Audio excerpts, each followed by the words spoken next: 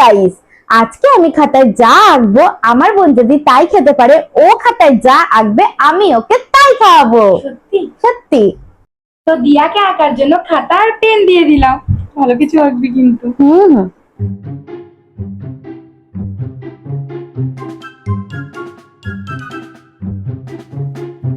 ধর। ডিম পোচ? ও কি ব্যাপার, তুই আজকে আমাকে এত ভালো খাবার খাওয়াবি? হ্যাঁ, যা আজকে তোকে ছাড় দিলাম। বানা। টেনটেনা, এনে পোচ। এটা পোচ? হ্যাঁ, এটা পোচ। এটা ডিম পোচ নাকি লঙ্কার গুঁড়োর পোচ? ওই যাই হোক, তবে ডিমেরই পোচ ওটা। তুই বলেছিলিস আমাকে ডিম পোচ খাওয়ানোর কথা, এটা কি জিনিস ভাই? ওটা ওই জিনিসই ভাই, এটাই খেতে হবে পুরোটা? হ্যাঁ।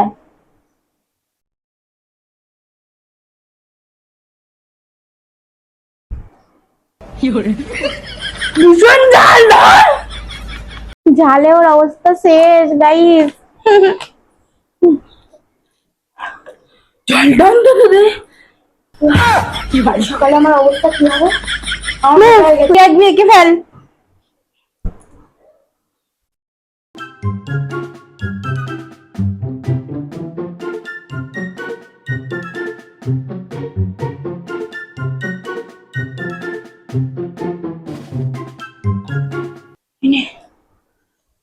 ঝাল লেগেছে তাই আইসক্রিম খাবা?